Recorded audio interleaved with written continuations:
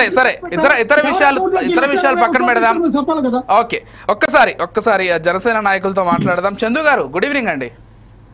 Good evening sir. Yes, ఈరోజు ప్రధానంగా పవన్ కళ్యాణ్ గారు ఏదైతే కామెంట్ చేశారో దాని తర్వాత ఇదంతా కూడా హైలైట్ అవ్వడం జరిగింది. ఆయన బయటకు వచ్చి నిజంగా జగన్మోహన్ రెడ్డి గారికి ప్రతిపక్ష హోదా కావాలి అనుకుంటే ఆయన జర్మనీ వెళ్ళిపోమని చెప్పండి, అక్కడ ఓట్ల శాతాన్ని బట్టి ఈ విధంగా ఉంటుంది అధికార పక్షం ప్రతిపక్షం, ఇక్కడ భారత రాజ్యాంగం ప్రకారం లేకపోతే భారతదేశంలో ఇక్కడ ఫాలో అయ్యేటువంటి టర్మ్స్ ప్రకారం సీట్ల శాతం ఖచ్చితంగా 10% మించితేనే ఇస్తారనేటువంటి విషయాన్ని ఆయన క్లారిఫై చేశారు. సరే, రాజ్యాంగంలో ఉందా లేదా అనేటువంటి విషయాన్ని వైసీపీ నాయకులు కూడా అడుగుతున్నారు.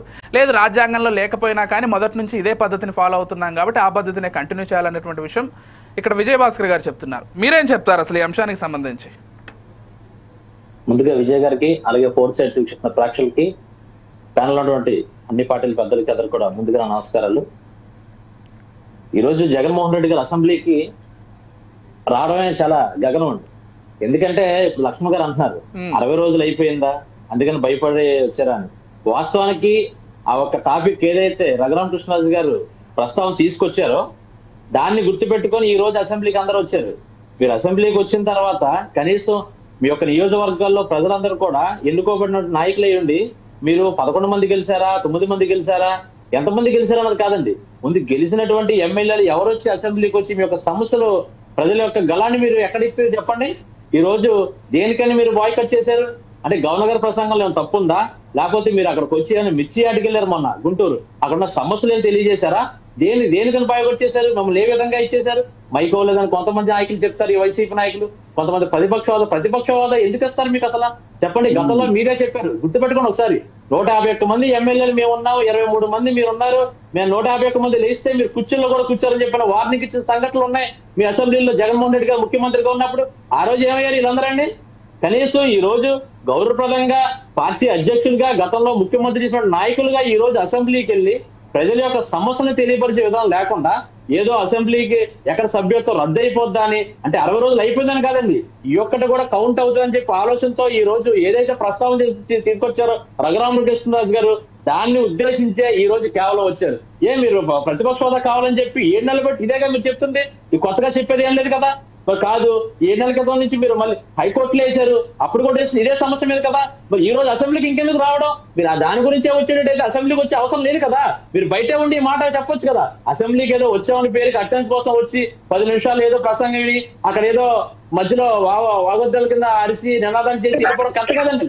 ఎందుకంటే ప్రజల చేత ఎన్నుకోబడిన నాయకులు ప్రజల సమస్యలు తీసుకెళ్లాలి. మీరు ఎందుకో మాట చెప్పారు, మీరు ముఖ్యంగా మీరు ఒక ఎమ్మెల్యేగా ఉన్నారని, అది వాస్తవం అండి. ఎందుకంటే శాసనసభ్యులుగా మీరు ఎన్నుకోబడ్డారు, ప్రజలు మిమ్మల్ని కూటమిలో ఇంత ఒక వ్యతిరేకత వచ్చినప్పటికీ మీరు గెలిచారంటే దాన్ని ప్రజలు మిమ్మల్ని నమ్మారు. మిమ్మల్ని నమ్మినందుకు ఆ నమ్మకాన్ని తీసుకెళ్లి ఒక సమస్య ఏదైనా తీసుకెళ్లి అడగండి. రాష్ట్ర సమస్యలు అడగాల్సిన బాధ్యత కూడా మీకు ఉంది. లేదు ఈ పథకాల్లో ఏమైనా జాప్యం జరుగుతుంది దాని గురించి అడగండి, లేకపోతే ఏమైనా పథకాలు అమల్లో లేవు, లేకపోతే అభివృద్ధి జరగట్లేదు, మీరు పోలవరం అన్నారు, లేకపోతే ఇంకోటి అన్నారు ఇవి ఏమి జరగట్లేదు, లేకపోతే ఏం చెప్పేదని ప్రశ్నించండి. ప్రశ్నించడం మానేసి చిన్నపిల్లలాగా నేను స్కూల్కి వెళ్ళాలని మారం చేసినట్టు ప్రతిపక్ష హోదా లేదు నేను అసెంబ్లీలో కూర్చోనంటే ప్రజలు దేనికేసారు మీ ఓట్లు? మీరు అసెంబ్లీలో ప్రతిపక్ష హోదా ఇస్తారని చెప్పి మీరు ఓట్లేసారా? ఆ రోజు మీరు ఓడిపోతే ప్రతిపక్ష హోదా ఉంటేనే మేము వెళ్ళి మీ యొక్క సమస్యలు తీరుస్తామని చెప్పి ఏ రోజైనా ప్రజలకు చెప్పారా మీరు?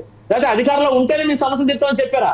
ఎన్నుకోబడి ప్రజల సమస్య తీరుతామని చెప్పి ఆ రోజు ఓటు అడుక్కున్న మీరు ఈ రోజు ప్రజల సమస్యలు తీర్చడం అనేసి కేవలం మీ యొక్క అధికారం దాహంతో ఉండి మాకు ఈ యొక్క ముఖ్యమంత్రి పదవి దక్కలేదు, ఈ ప్రజలు మమ్మల్ని నమ్మలేదు అని చెప్పి ఈ రోజు మీరు ఏదైతే మాట్లాడుతున్నారు వాస్తవానికి పవన్ కళ్యాణ్ గారు చెప్పిన మాట వాస్తవండి. అది రాజ్యాంగంలో ఉందా లేదా పక్కన పెడితే ఇది కొన్ని సంవత్సరాలుగా ఇదే విధానం జరుగుతుంది కాబట్టి దాన్ని ఉద్దేశించి పవన్ కళ్యాణ్ గారు మాట్లాడారు. ఎందుకంటే ఈ ఓట్ల శాతాన్ని బట్టి కావాలనుకుంటే ఆయన అన్నట్టు జర్మనీ వెళ్ళిపోవడమే. నేను జర్మనీలో తక్కువ ఓట్ల శాతం వస్తే పంచుతారు, వీళ్ళకి ఎక్కువ వస్తే కనుక ఏదో చేయడం జరుగుతుంది కాబట్టి మీకు అదే పద్ధతి మొండిగా మీరు అదే కావాలనుకుంటే కనుక అక్కడ వెళ్ళిపోండి, మీకు తగ్గట్టు ఆ దేశాల్లో ఉన్న తప్పించి మన ఆంధ్రాలో కానీ ఇక్కడ ఇండియాలో కూడా లేదని చెప్పి అని తెలియజేశారు. దాని తప్పే ఉందండి. మీరు ప్రజల సమస్యలు తీర్చడం మానేసి మీకు ఇష్టం వచ్చినట్టు ఏదేదో మాట్లాడేసి అక్కడికి వచ్చి ఉండకుండా కేవలం ఈ రోజు వచ్చింది ఎక్కడ సభ్యత్వాలు రద్దు అవుతాయని చెప్పి ఆలోచనతోనే ఈ యొక్క వైఎస్ఆర్ కాంగ్రెస్ పార్టీ నాయకులు కానీ అక్కడ ఉన్న ఎమ్మెల్యేలు జగన్మోహన్ రెడ్డి గాని వచ్చారు తప్పించండి ప్రజల సమస్య తెలియపడతాను కానీ ప్రజలను ఉద్దేశించి కానీ రాష్ట్ర అభివృద్ధి గురించి కానీ రాష్ట్ర ప్రజల కోసం కానీ ఏ మాత్రం చిత్తశుద్ధితో ఈ రోజు అయితే అసెంబ్లీకి జగన్మోహన్ రెడ్డి రాలేదు. కేవలం ఆయన ఒక సభ్యత్వం రద్దు అవుతుందని ఈ అటెండెన్స్ కోసం వచ్చారు. అది కూడా జరగలేదు. ఎందుకంటే ఆయన ఒక అనాలోచితతో ఈ రోజు వచ్చేసారు. ఈయన తొందరపడి ఈ రోజు ఒక అటెండెన్స్ పడుద్దని. కాకపోతే ఈ రోజు స్పీకర్ గారు అధ్యక్షత జరగలేదు కాబట్టి ఆ అటెండెన్స్ కూడా ఈ రోజు కౌంట్ అవ్వదు. కాబట్టి మరి రేపు అసెంబ్లీకి వస్తాను నేను చూడాలి. వచ్చి మీరు ఇప్పటికైనా చెప్తున్నా గౌరవంగా మీకు ఇవ్వాల్సిన సమయం మీకు కేటాయిస్తానని చెప్పి పవన్ కళ్యాణ్ గారు కానీ సీఎం గారు కానీ తెలియపరిచారు. ఆ సమయాన్ని మీరు తీసుకోదు. ఏదైతే ప్రజల సమస్య అది తెలియపరచండి. అంతేగాని ప్రతిపక్ష ఒక్కసారి మనము